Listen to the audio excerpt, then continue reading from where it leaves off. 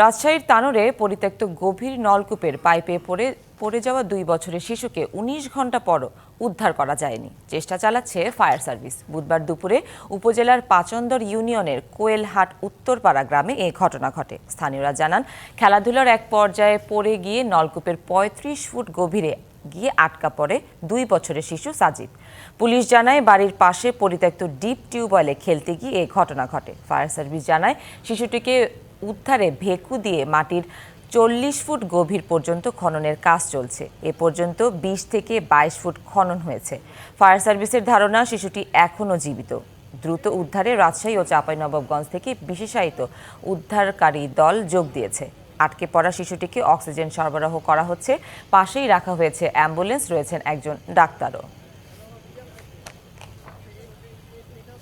এই বিষয়ে বিস্তারিত জানাতে রাজশাহী থেকে যোগ দিচ্ছেন সহকর্মী মীর কাদির। কাদির, রাতভর তো উদ্ধার কাজ চলছে, কি বলছেন উদ্ধারকারীরা? সুনন্দা, প্রায় 18 ঘন্টা হয়ে গেছে কিন্তু উদ্ধার কার্যক্রম আমরা ফায়ার সার্ভিসের যে কর্মকর্তা আছেন তাদের সাথে আমরা কথা বলেছি। তারা যেটি বলছেন যে তারা প্রথমে ধারণা করেছিলেন যে 40 ফিট নিচে শিশুটি থাকতে পারে। এ কারণে তারা কিন্তু 40 ফিট গর্ত করে তারা মাটি খুঁড়েছেন। 40 ফিট মাটি খুঁড়ে তারপরে তারা সুড়ঙ্গ কেটেছেন, কিন্তু সুড়ঙ্গ কাটার পরে কিন্তু বাচ্চাটিকে নির্ণয় করা যায়নি, বাচ্চাটিকে পাওয়া যায়নি। এর আগে কিন্তু গতকাল রাতে কিন্তু তারা বিশেষ ক্যামেরা দিয়ে দেখেছিলেন 35 ফিট পর্যন্ত কিন্তু সেই ক্যামেরাটি গিয়েছিল এবং সেখানেও কিন্তু বাচ্চাটিকে দেখা যায়নি।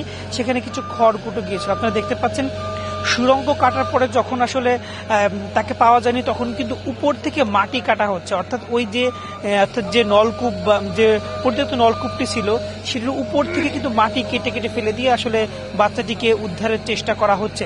তবে তারা যেটি বলছেন, তারা কিন্তু এখনো পর্যন্ত ফায়ার সার্ভিসে যারা উদ্ধারকর্মীরা আছেন তারা কিন্তু বাচ্চাটি আসলে কত ফিট নিচে আছে এখনো পর্যন্ত সেটি তারা নির্ণয় করতে পারছে না। এবং এই যে এই নলকূপটি কিন্তু পরিত্যক্ত নলকূপ ছিল, সে কারণে ওই নলকূপের আসলে গভীরতা কতটুকু সেটিও কিন্তু নির্ণয় করা যাচ্ছে না, কেননা ভিতরে অনেক খড় এবং মাটি জমে কিছু খড় আছে আর কি, বা ময়লা আবর্জনা আছে, যে কারণে আসলে নির্ণয় করা তাদের জন্য কঠিন হচ্ছে। এ কারণেই মূলত তারা মাটি খুঁড়ে উপর থেকে মাটি ফেলে আসলে বাচ্চাটিকে বের করার চেষ্টা করছে।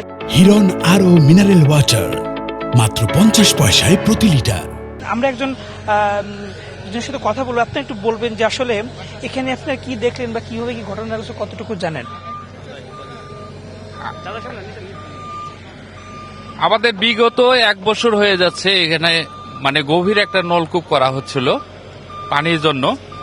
তো কোনো কারণে এখানে যেহেতু লেয়ার পায় না পাওয়ার জন্য সেখান থেকে অন্যথা চেষ্টা করা হয়।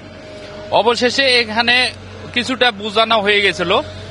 বিগত যে একটা বৃষ্টি হলো, ওই বৃষ্টির জন্য এখানে আবার ওটা ভরাট হয়ে যাওয়ার পরে ওখানে কিছুটা মানে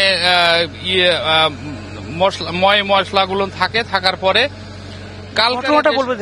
কালকের যে সমস্যাটা সেটা হচ্ছে দুপুরে পরের বেলা 1টার সময়, তখন বাচ্চাকে নিয়ে সে মাটা এখানে আসে, একটা ট্রলি মানে এখানে আটকে যায়। আটকার ফলে তার মায়েরা এবং বাচ্চা সহ আসে, তার ছেলে আর একটা কুলে ছিল। বাচ্চাটা যখন ওখানে ওই খেলা করছিল এমন সময়তে ওই লাড়া সহ খেড় সহ নিচে এসে চলে যায়। তখন মা তাকে বাচ্চা করে ডাকে। তারপর থেকে বাচ্চাকে আর পাওয়া যায়নি। এ তো অবস্থা। তো এলাকাবাসী যেটা বলছিলেন যে গতকাল দুপুরে তারা বাচ্চাটি যখন মায়ের সাথে এখানে আসে তখন মায়ের সাথে মূলত একটা কাজের ট্রলি দেখতে এসেছিল। তখন সে হঠাৎ করে যখন মায়ের কাছ থেকে যখন সে চলে যায় তারপরে কিন্তু সে ওখানে পড়ে যায়। তারপরে কিন্তু আমরা তার মায়ের সাথে কথা বলেছি।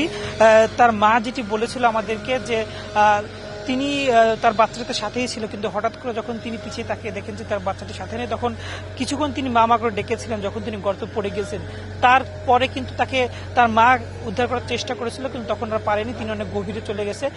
তো ফায়ার সার্ভিসের উদ্ধারকর্মী যেটি বলছেন, তারা তাদের উদ্ধার কার্যক্রম চলমান রেখেছেন। তারা আশা করছেন যে হয়তোবা আগামী কয়েক ঘন্টার মধ্যেই শিশুটিকে তারা উদ্ধার করতে পারবেন। তো রাজশাহী থেকে এই ছিল সর্বশেষ তথ্য। মীর কাদির, ধন্যবাদ আপনাকে।